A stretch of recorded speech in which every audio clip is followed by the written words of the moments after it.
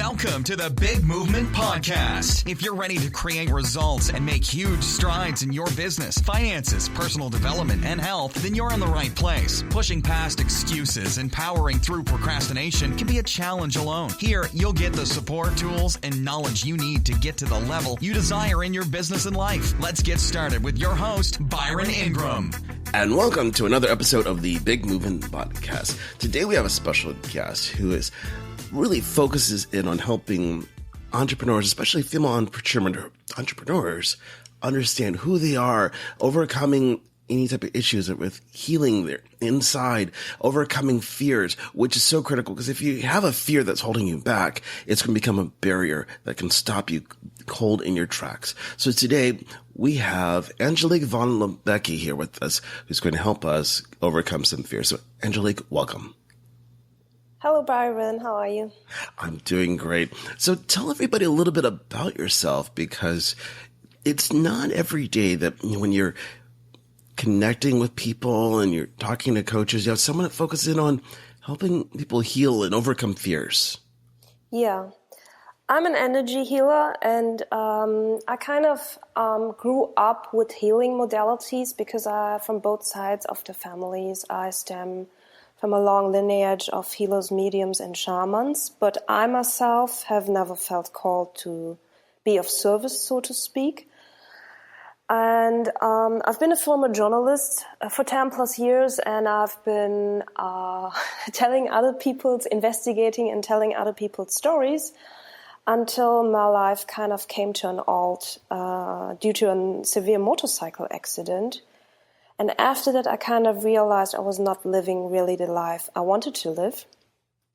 So I kind of went from there. I stopped working. I had a burnout and deep depression and some fears, to be honest.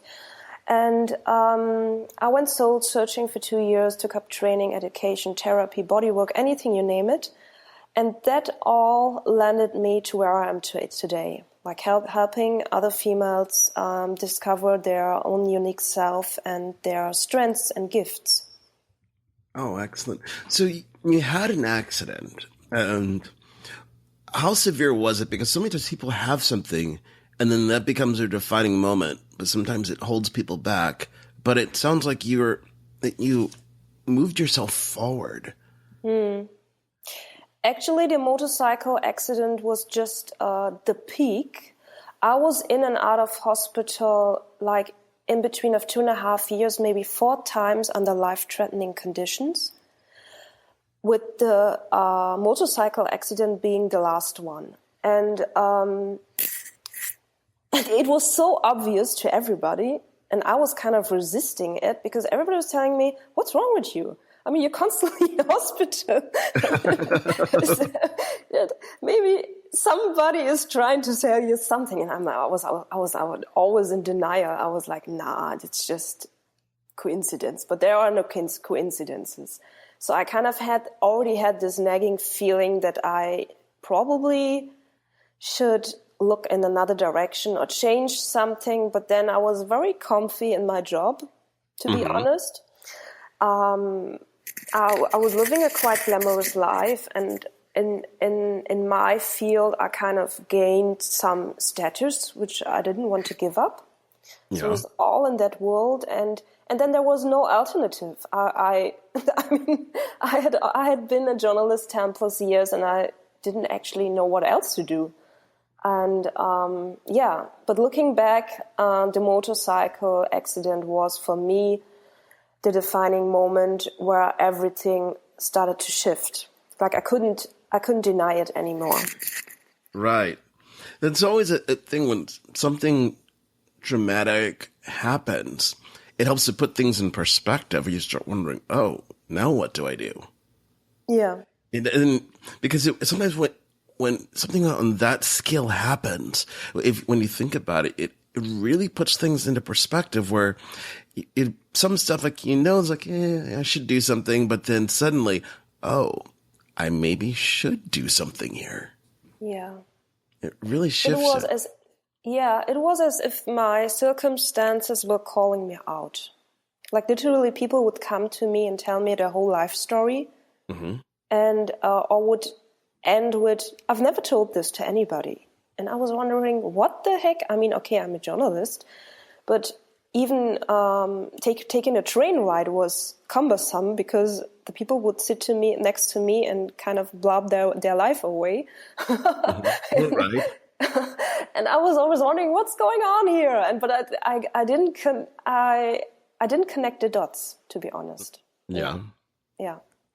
And after a while, when you started connecting the dots and you had people consistently do this, what was that moment you started to realize maybe there's something here? If there's people continuously telling their stories to me, they're opening up. When was that moment for you? I would have to go a little bit back. I mean, I grew up as a very independent young woman. I always went for what I wanted and always kind of made the rules up by myself as I went, if that makes sense. Oh, definitely.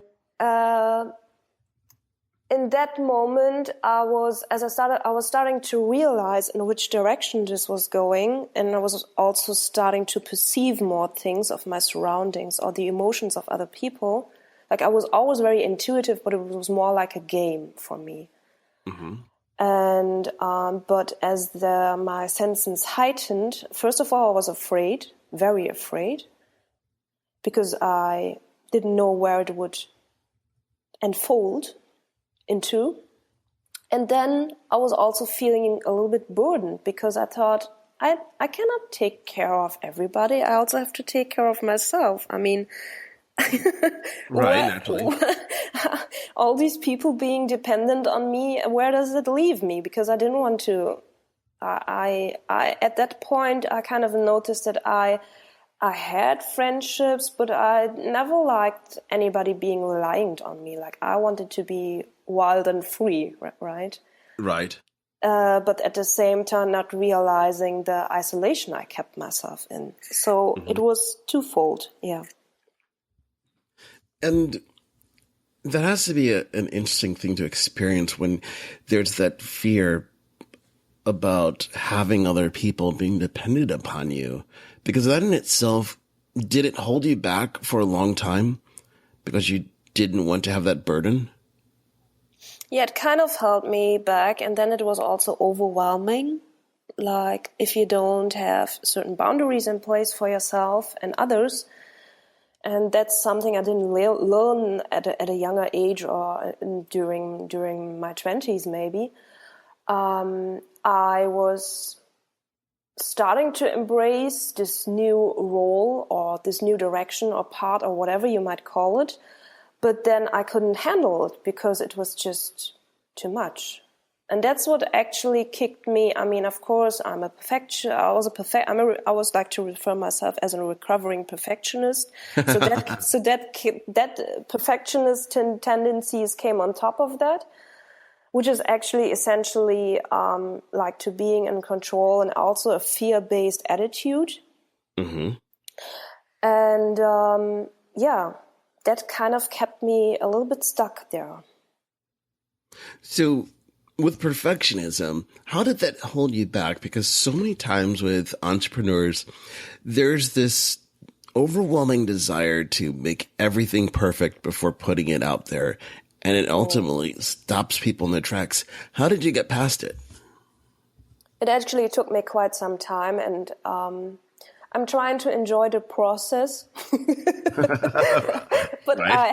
I really have to pull myself back because, it starts with which font do I use for my branding, right? I mean, you can go on Creative Market and look at, I don't know how many billions of fonts. Right. And get lost there for weeks or in graphics or whatever. And this is just one small decision of maybe 10,000, which you have to make when you start as an online entrepreneur, right? Right. So I was kind of branding myself away, so to speak. Right. And I was kind of monitoring myself and thought, this is not going anywhere. I'm just procrastinating. I was oscillating between procrastination and perfectionism. and it really wasn't getting me. I wasn't putting myself out there. I always felt I wasn't ready. I did thousands of courses. I still have several courses in my inbox which I've never touched, or just maybe did the first module. Like this feeling of never being ready. It's not enough. It has to be perfect, otherwise nobody will like it. I mean, there are so many. Entrepreneurship brings out the darkest spots inside of you, also the lightest moments, but also the darkest spots. And conquering this fear of not being enough and doing it anyways takes some time. You have to kind of grow into it.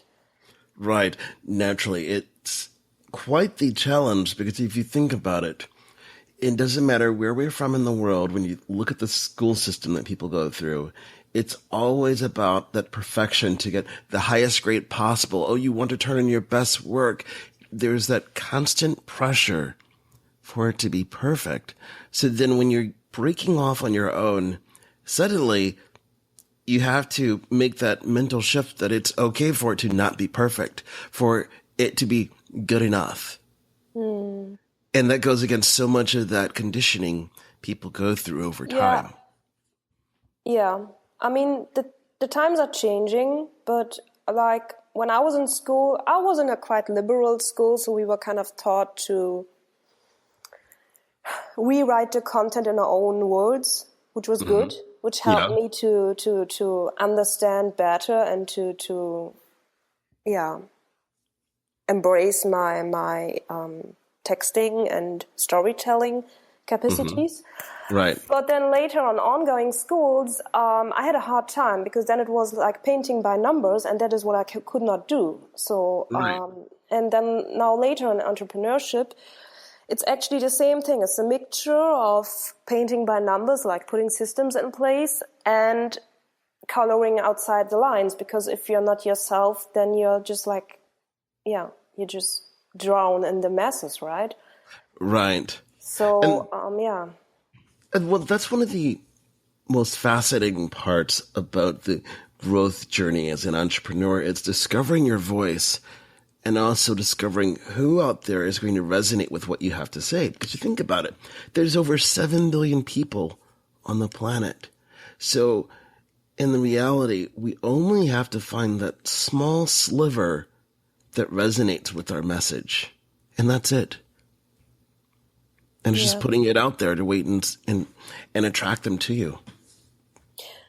Actually, it's a lot like dating. Oh, yes. In my opinion. I mean, there were so many, I don't know, there are so many potential partners for you out there. It doesn't matter if man or woman.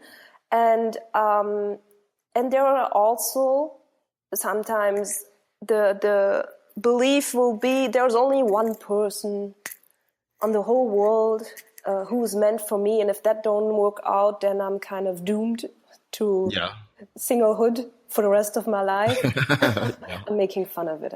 I was there myself, but then I kind of mentioned that I had a hard time with relation or friendships, and actually it was the same in my relationships, because I was so independent, I wouldn't let somebody close to me, and if I noticed that something was off, I would just like break it off, right? Because I didn't want to lose my freedom. So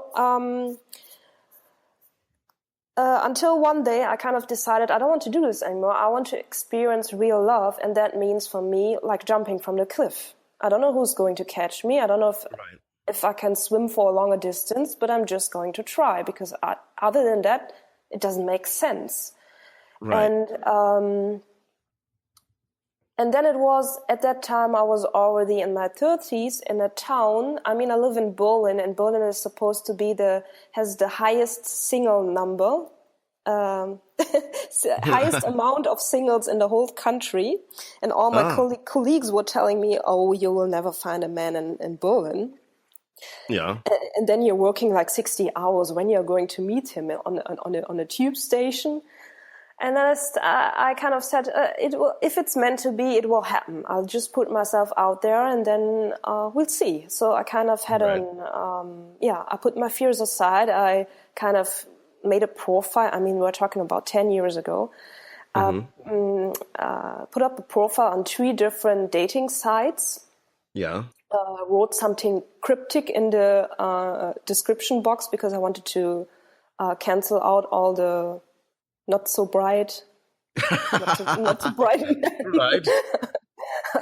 And and I kind of went from there. And then when I met this guy who's now my husband, it was actually the real work started because I had committed to feeling love, but I didn't want to get over my fear of being hurt, right? So it was kind of actually the same thing with entrepreneur. You have to color inside the lines and outside the lines and be yourself and just trust the process. Right. Yeah. Naturally. That's always that challenge for people is you just simply trust the process because there's that fear out there. You think about the naysayers, but you jumped in and you knew the outcome that you wanted. You put your profile in such a way that you knew that the only person, in theory at least, that would truly respond to this would be one that understood this. And hopefully we don't the ones that would look at it and go, what? I don't get it. And try to get past that. There were those as well, yeah. Right. It never fails. You always end up with something like, did you read this? And obviously it's successful since you found your husband there, but it had to be quite the process in the beginning. Yes, it was a process. And actually, I was looking for, because I kind of, and that's with the growth process, like most people think growth process is you only go forward, but then you also go backward 2 steps. So I was in that relationship and looking for mistakes or looking for failures in his in his attitude because I just couldn't believe it. And he actually told me, I'm not going anywhere. I mean, you can look, I'm not flawless. You'll probably find something if you look hard enough, but that doesn't mean that I don't love you and I'm not devoted to you.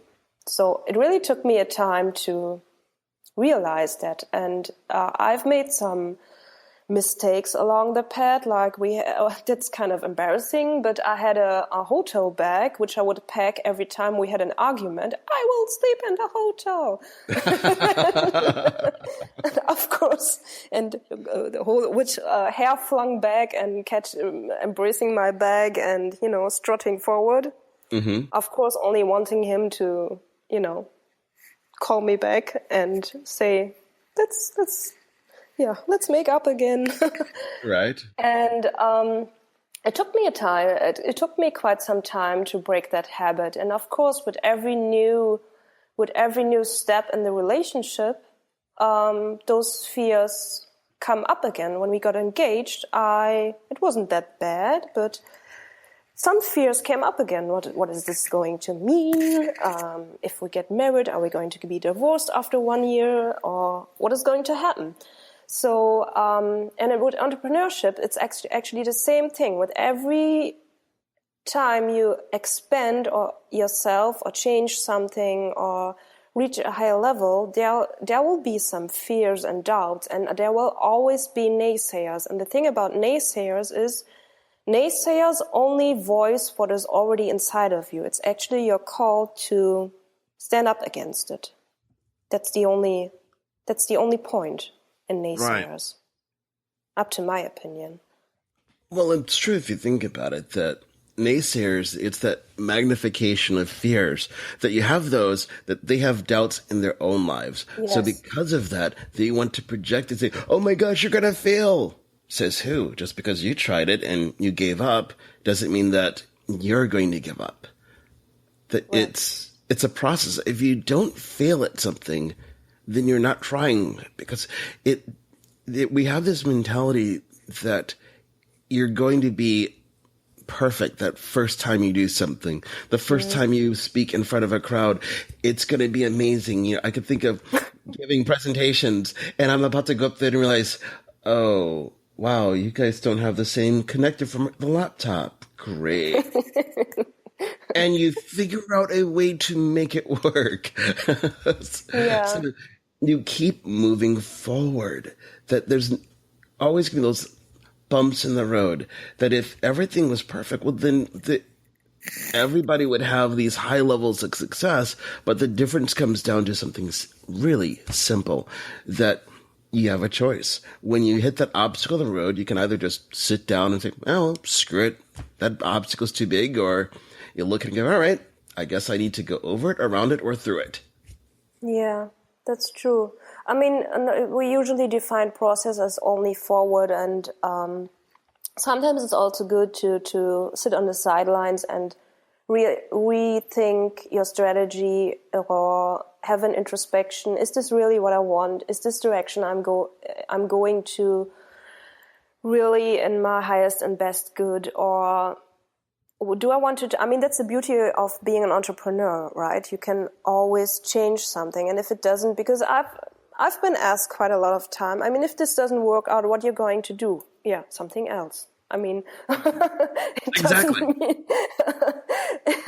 It's not a failure per se. A failure would be, in my opinion, not to try at all. I mean, there's always options, and there was always room for modification. I think the illusion is to get it right the first time, which is also Right. Yeah, there comes the perfectionism again. It's nearly impossible to get it right the first time, because you don't have all the data, you don't have all the experience, and it will grow and it will evolve. And I think it's very seldom that somebody who sells a product today will be probably selling the same product in 2 years from now. Right. It's an evolution of a process that Yes. you end up creating one product, and then you're seeing, well, did this work? Yes or no? And you keep evolving. There's very few things in the marketplace, if you look at it, that they truly stand the test of time. If you think of, let's say, some of the courses that people create, they have to constantly update it because, let's say, technology changes or ideas change. Let's say that someone's going to help someone become a better entrepreneur. Well, these are all the systems that you need to use. Well, if you wrote the course originally, let's say 5 or 6 years ago, some of those systems don't exist anymore. Mm-hmm. So you have to constantly evolve it. So there's always things that you need to be doing.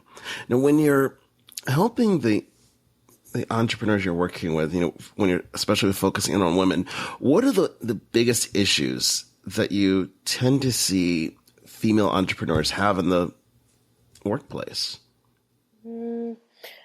Mostly, my clients usually are strong empaths. It means that they perceive the emotions of others. Their ability to perceive the emotions of others is heightened.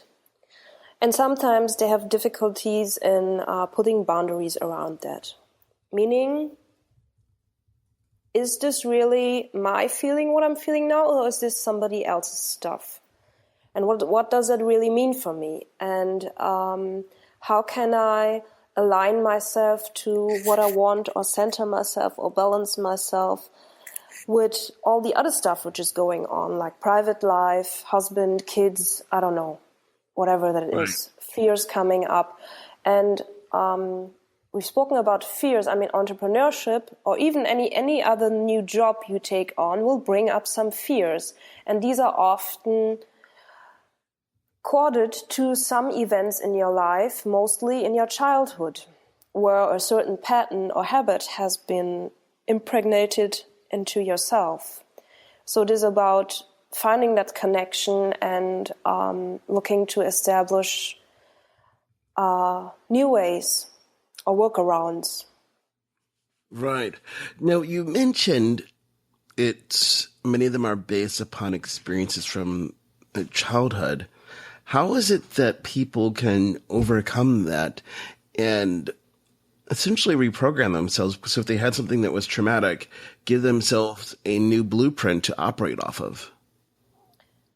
The thing with traumatic experiences is that mostly we feel victimized to some extent.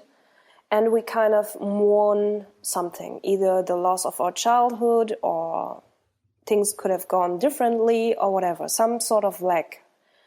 And we choose our experiences or friendships or partners, not all the time, but sometimes based on those experiences.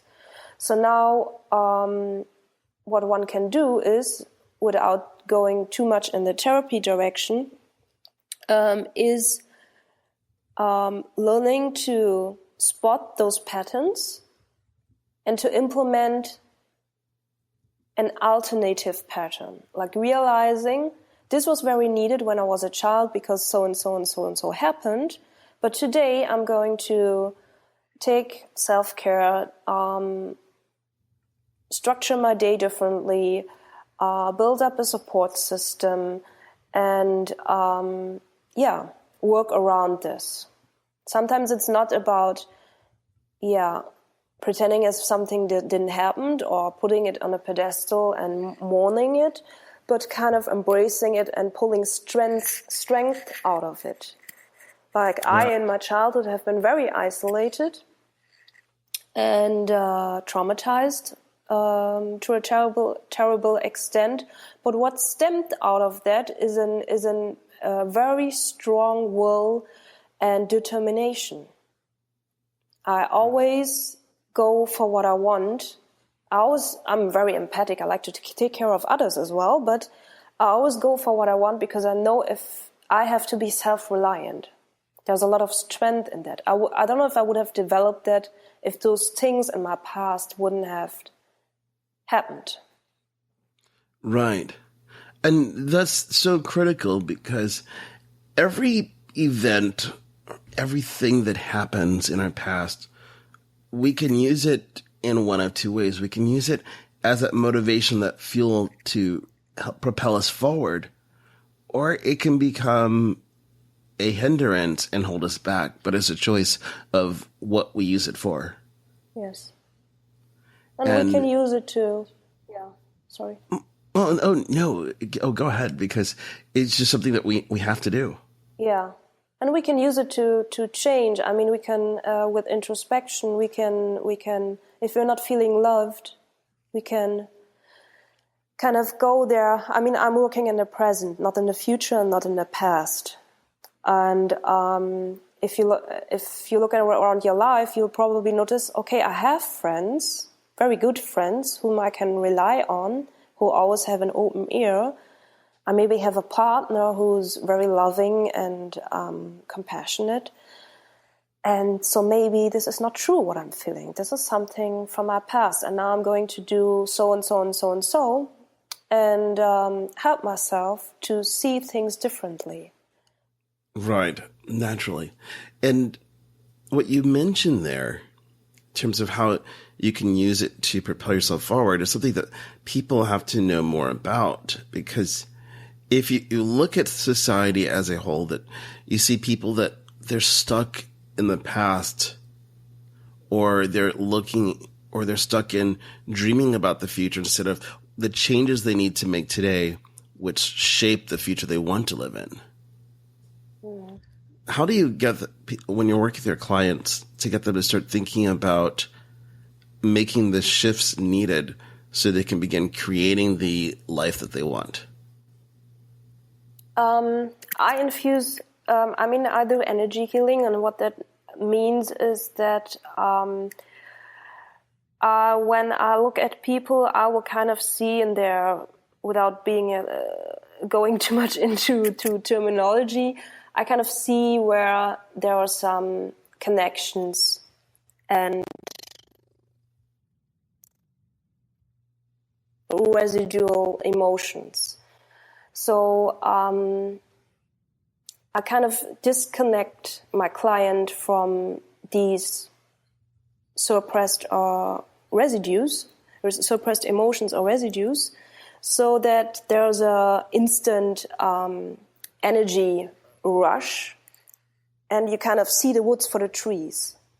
So, and then when you're not like in this suffering mode and have a little bit more, brain fog lightens a bit, then you can go and see where are the patterns, which action steps can the client take to learn to listen to that inner intuition, and because all the answers are inside of you, and to see what are my gifts, what are my strengths, how can I use whatever happened to me or didn't happen to me to empower myself.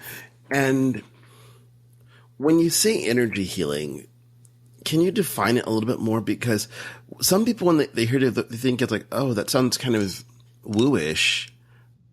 Yeah, like whoa. Really, to help people really get a grasp of like, oh, so that's what you mean. Like, right. Yeah. I mean, everything is energy, right? And it is also, I mean, you can even produce energy out of nothing. I mean, there are certain tests where they develop current out of a vortex or out of an empty space. So we humans, plants, animals, whatever, has some sort of energy around it. And everybody can feel that. So if you look at somebody you know very well, you would probably feel how they are feeling to some extent. Like you kind of, it's a mixture of estimation, experience, and empathic qualities. So we kind of resonate with each other. And sometimes if you would go inside a room with 10 angry people, you would certainly notice that. So even if they don't say a word and just sit there, you will notice that something is off. So there's an energy which combines all of us, but each one of us has its own energy field. So when we go about our day and we meet a lot of frustrated people, which can happen in Berlin very much because we have very heavy traffic, so there will be a lot of aggression and frustration and everything. So you'll kind of be collecting all that anger and frustration, not knowing, and then you come home and you start quarreling with your partner without even knowing why, because you're having this, you're full of this energy. No, it's very understandable. Is that too because abstract you or think understandable? about how people interact with someone. Like I always use the example, if you want to understand what energy is, just think of the times that, you're sitting in a room and then you feel a difference. Like, you get that one negative person that walks in there. It's like, oh my gosh, what just changed in here? And it's that one person, everybody is like, oh, so-and-so is here. But everyone can feel it before a single word is said. Mm. Yeah, right. So I know it sounds a little bit woo-woo, so I have a heightened awareness to look at those things and to kind of elevate them, which the other person feels. Also, there is a sense of lightness, joy, and as if a burden has been pulled from your shoulders. Of course, this is not a one-time for all fix, so there's some maintenance on your side to be done to keep that. I mean, it's like eating a nice ice cream, right? It's very satisfactory for the moment, but it probably wasn't a good example. Right. You get the idea. Energy has to be maintained. So I do the steps which are needed, but I also empower the clients to have some sort of energy management to be more balanced, more centered, so that they can be more focused in their work and have more fulfilling relationships. Because when we are centered, we are not all over the place, of course. You cannot be both at the same time. And that alone will bring you a sense of clarity. Exactly. And focus. Everything's a process. It's not just a one-time thing. I like to use an example of if someone wants to, let's say, get into great physical shape. You can't go to the gym just once to have a single workout and expect that you're going to go from, let's say, being out of shape and just kind of like, whatever to like being this fitness model with one workout. It's an ongoing process.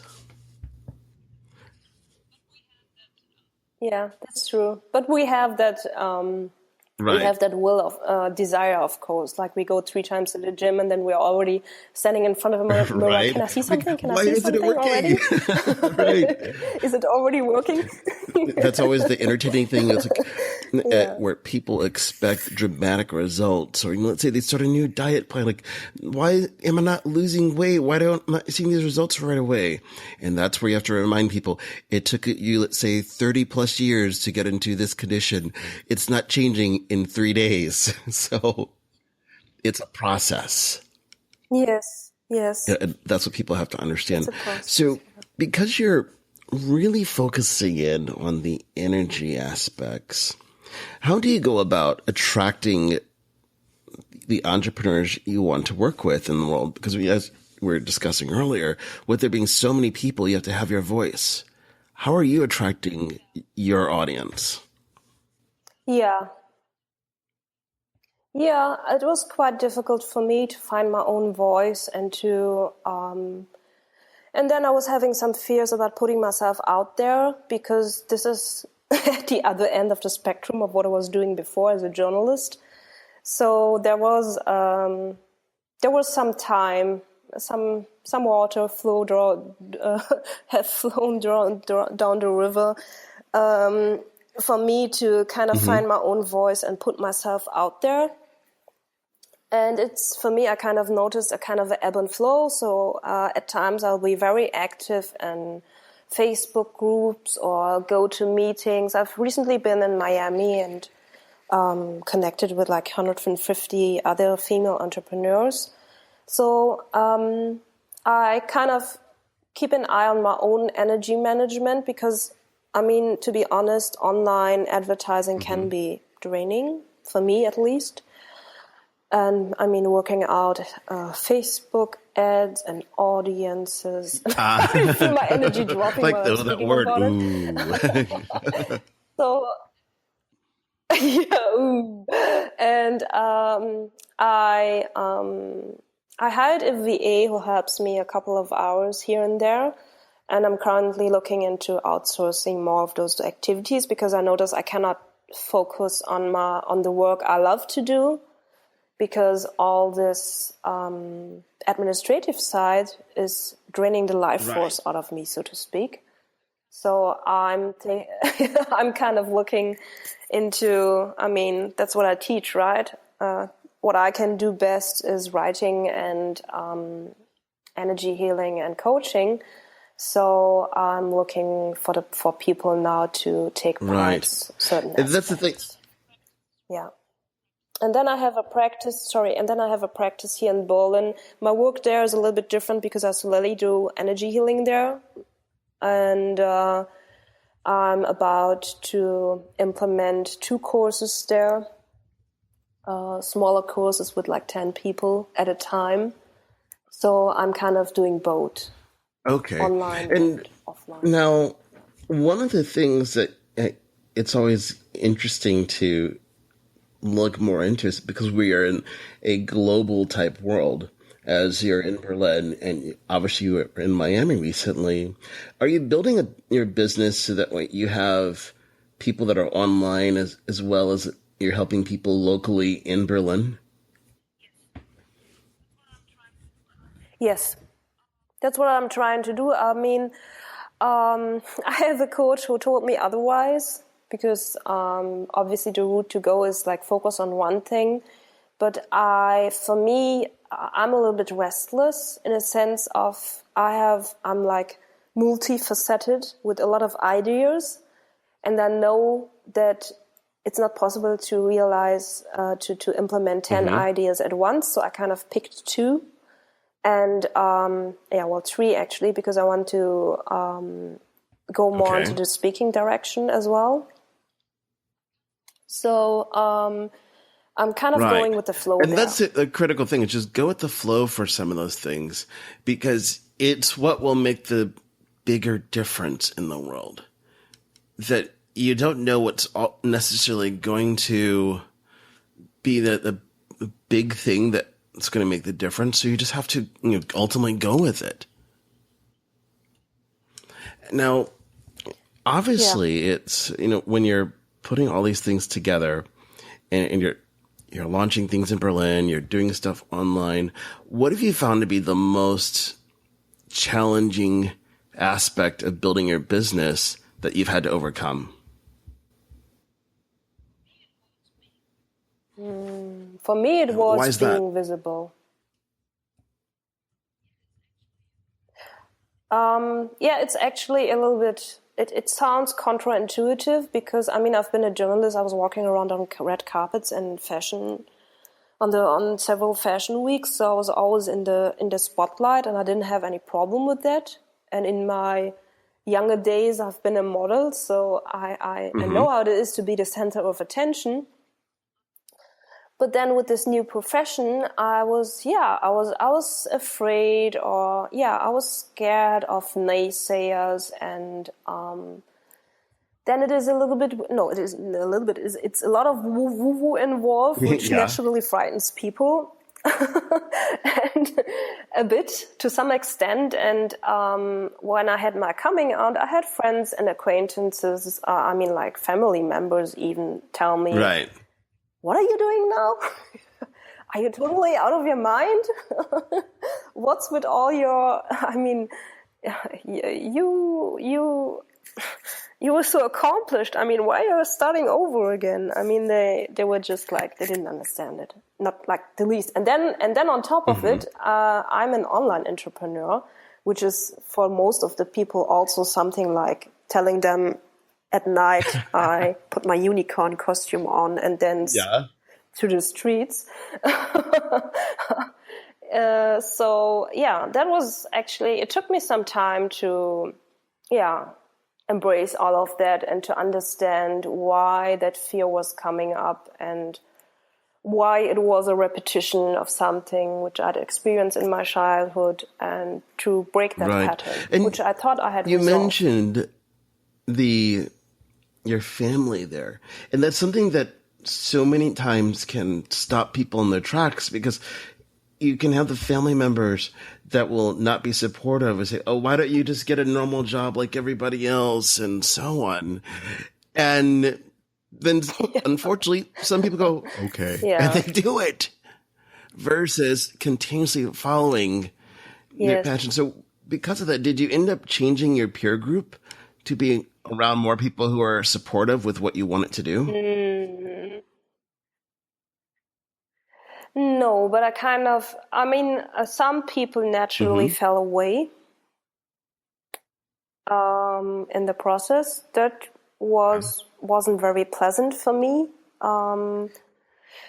but also needed, because at a certain point I didn't want to always run against the wall, right? I didn't want to be questioned anymore, and I started selecting whom I told what.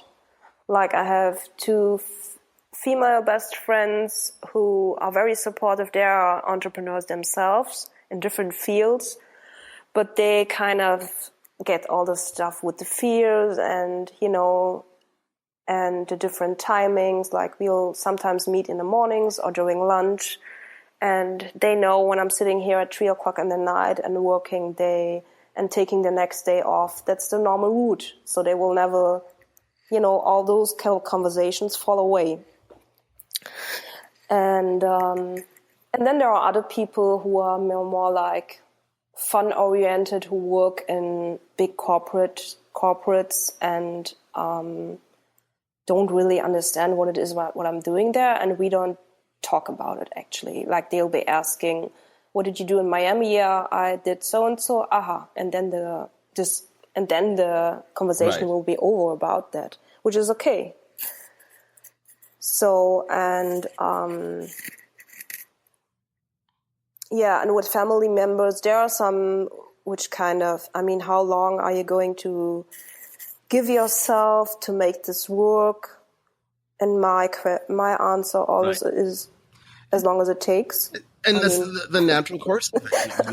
You're going to, well, that's the natural course you're going to take. It's going to take as long as it naturally does to achieve it. There's not that pre-established time and date out there that says after 3 years, 6 weeks, and 8 hours, you're going to achieve all your goals. There's nothing like that out there. It's just it's going to happen when it happens. Yeah, well, as an online entrepreneur, you kind of might get the idea if you're not making 7 figures in 6 months or 10 weeks, right, then there's something wrong with you or your business. And but then I chose this way, and I choose to grow in a healthy and balanced way. And yeah, I could be making more money at this point, but I also could be more unhealthy at this point. So I'm going with what my gut says and taking time as I need it while expanding at the same totally. time. It's sense. all about what's going to get you to where you're ultimately going to be at and what you need to achieve. So now, as you've built your business, you mentioned before the show here that you have a course that you're going to be offering to help people with their energy healing and so forth. Tell me a little bit more about that.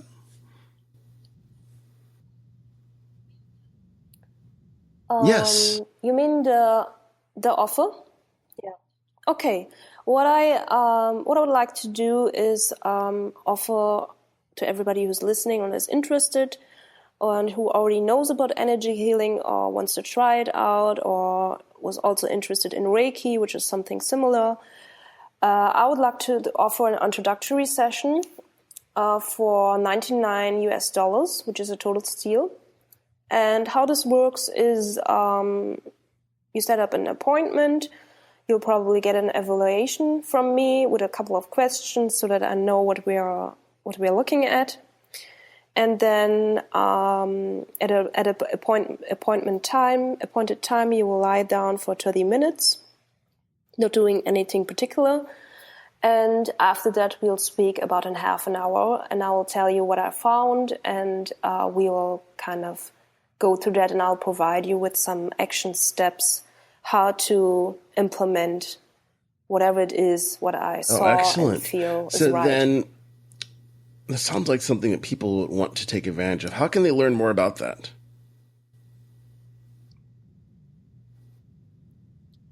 I have a website, which is angeliquethehealingcoach.com, and my Instagram handle is the same. And if you Google me, you can find several links, like to my website, Facebook page, and everything.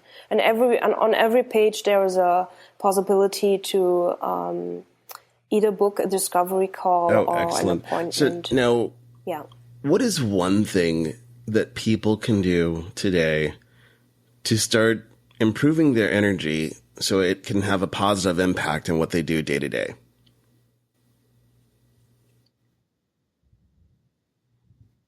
What I would recommend is when you start your day that you, and it can be hard if you have kids and a partner who wants attention, but that you find a time in your morning which you have totally to yourself, or even in the evening if that's better manageable, where you sit for at least 10 to 30 minutes for yourself and kind of, if you have a bath and think about what happened during the day, or you sit down and journal about what it is you feel, that alone will help you feel more centered and inside yourself, if that makes sense.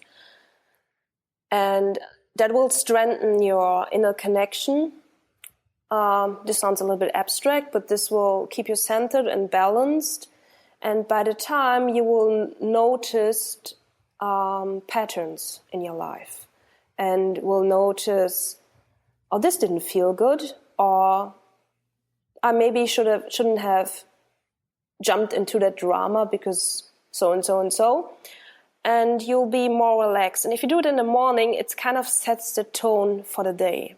And even if it is just 10 minutes, you will feel more relaxed, more centered. That's a powerful thing to do, to spend time journaling and ultimately just taking time for yourself, because you think about most people's lives, from the moment that they get up, They're always focused on everybody else in the world, but never taking a little bit of time just for them. Well, Angelique, I want to thank you for coming onto the Big Movement podcast today and sharing your wisdom and your story and your insights on how people can be able to change their life by working on their energy.